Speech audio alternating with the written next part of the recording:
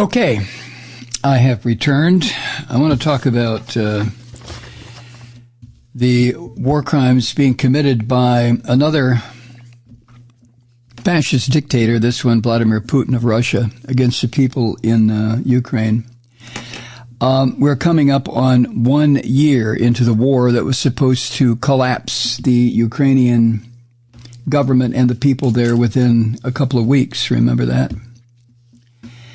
I want to quote rather liberally from the piece in the New York Times today because it pretty much lays out in understandable terms for people like me and possibly like you to understand.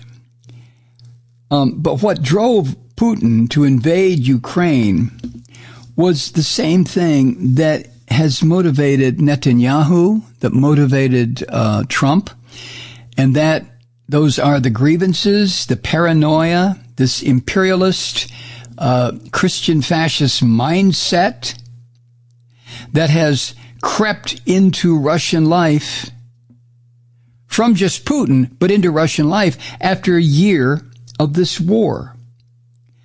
And it's being called a broad societal upheaval that has left the Russian leader, Putin, more dominant than ever at home.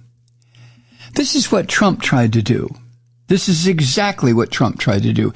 Had Trump somehow been able to provoke some sort of conflict someplace on the planet, he would still be president, only now he would be president for life. But this is what Putin is aiming for. Kids in Russia now are told to collect empty cans to make candles for soldiers in the trenches. This is another thing I've heard recently. What the Russian military, and in reaction, the Ukrainian military, because the Ukrainian military has no choice, or the country being invaded, but this is resorting to World War I trench warfare, where it was just slaughter, endless slaughter. But kids are told now, kids in Russia collect cans to make candles for the soldiers in the trenches. And kids are now having their educations, the classroom instruction altered, just like DeSantis wants to do in this country. But their education, their instruction, classroom instruction altered. Now they're supposed to learn that the Russian military has always liberated humanity. How about asking the people in Eastern Europe after World War II? How about asking the people beyond the Caucasus? Just ask anyone who's lived in the Soviet system. But I digress. The Times reports also that museums and theaters, which remained for a while these islands of artistic freedom during previous fascist crackdowns by Putin and his predecessors, those places have seen their special status evaporate, and their anti-war performers and artists told to stop or get out of the country or risk prison.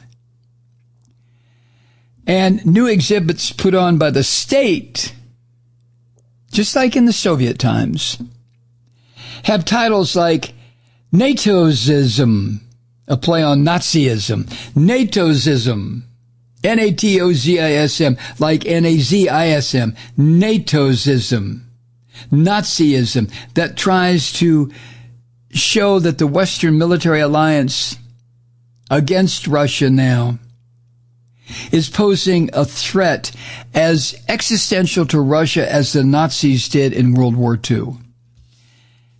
And of course, all it would take for all of this to stop would be for Putin to withdraw his forces and say, okay, I made a big mistake. I'm responsible for tens of thousands of Ukrainians and hundreds of thousands of Russian military personnel being killed or wounded. But gee, I made a mistake. That's not going to happen, is it? Many of these activist groups and these rights organizations that developed in Russia during the past 30 years, the post-Soviet Russia of the past 30 years, have come to an abrupt end. And the fascist religious groups that at one time were seen as on the fringe have taken center stage, just like here. Only so far here, not on a national level, but only within the confines of the Christo-fascists in this country. But what did I share with you last weekend, last Thursday or Friday, about how, or it may have been over the weekend, I'm not sure, but how the Christian Nazis in Michigan have pretty much taken over the corpse that was the Republican Party. The Republican Party in Michigan no longer exists, as it no longer exists, as far as I'm concerned, on a national level either. But the Christo-fascists in Michigan have reanimated this corpse and still call it the Republican Party in Michigan, but it is not. It would fit perfectly with Putin. It would fit perfectly with Netanyahu, except that it's Christian, of course. So,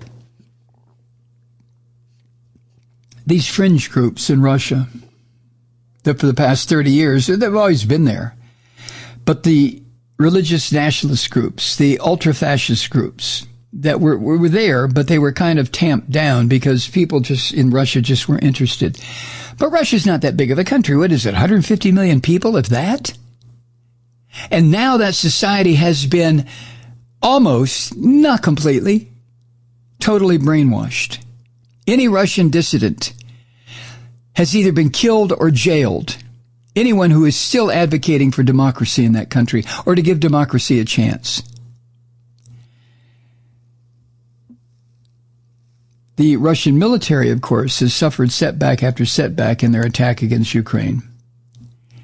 But at home, because in Russia, where there's little resistance to the war, because so many of the people don't know what's going on.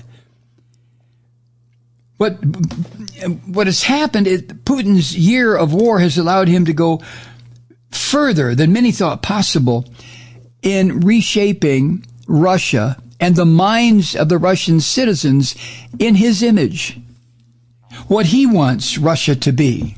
What he wants himself to be. He doesn't give a shit about Russia any more than Trump gave a shit about the United States.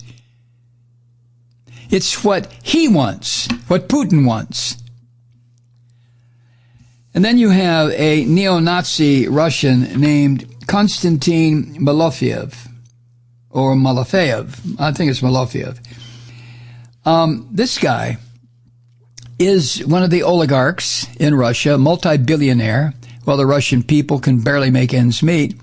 But in a phone interview on Saturday with New York Times, he bragged that, quote, liberalism in Russia is dead forever, thank God. The longer this war lasts, the more Russian society is cleansing itself from liberalism and Western poison. End quote. What does he mean by liberalism and Western poison? And I'm not going to make the argument, because I've made it before, that the NATO countries have some responsibility in what has happened in Russia. Not just necessarily the invasion of Ukraine, but everything since Gorbachev. That's the name I was trying to think of a minute ago and couldn't.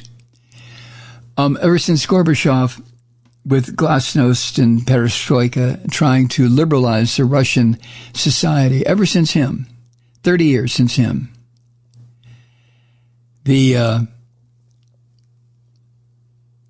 people of Russia were given a glimpse of what liberalism, what liberal democracy looked like.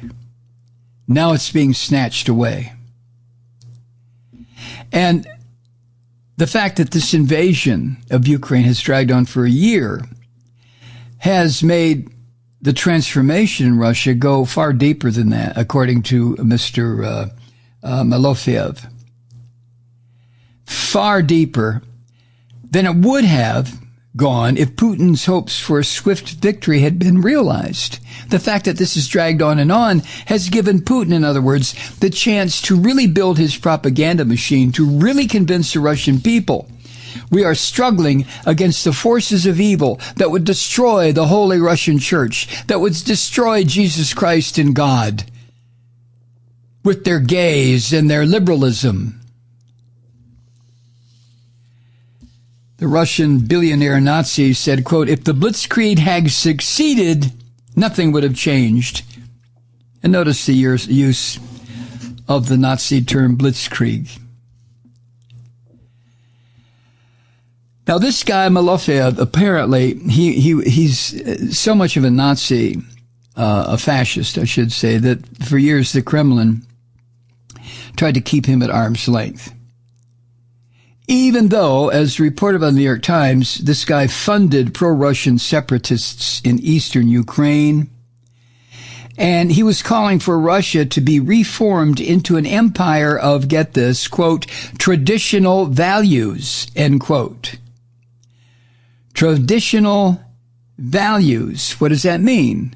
In this case, it means Russian-style, monstrous, brutal Christianity.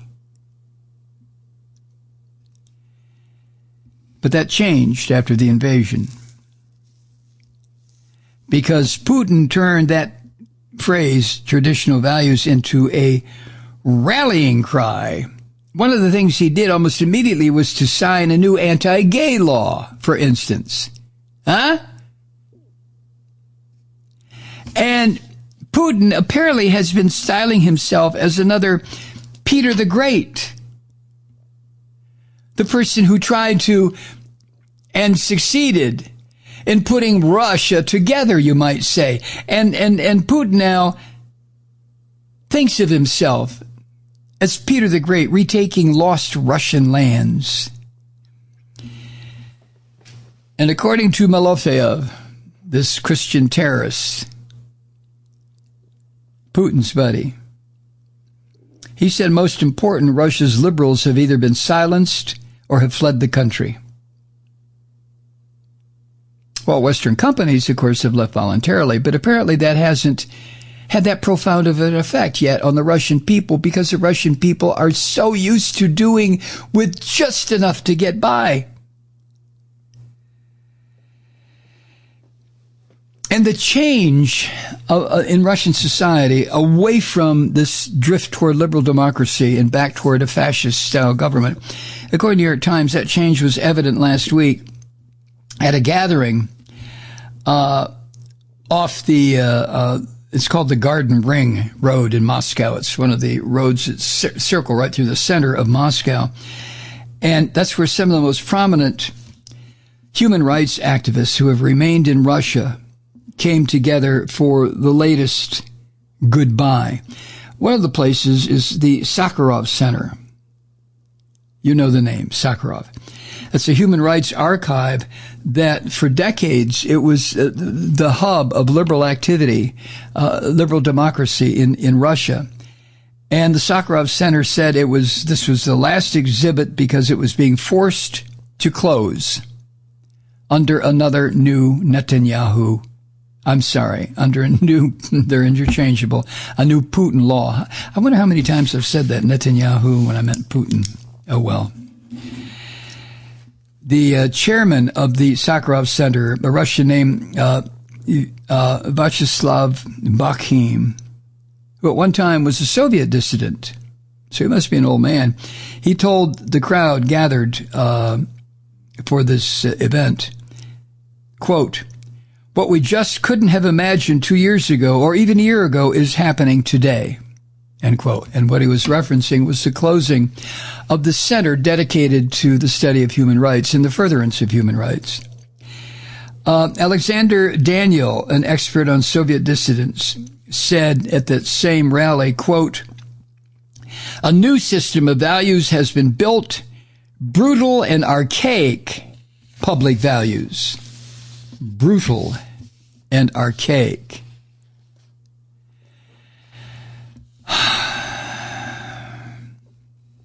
Well, I don't know. Hi, Truth Seekers. Mike Malloy here. You know, the Progressive Voices Network brings you commercial-free commentary from today's leading progressive radio hosts and pundits, like me, Mike Malloy, 24 hours a day.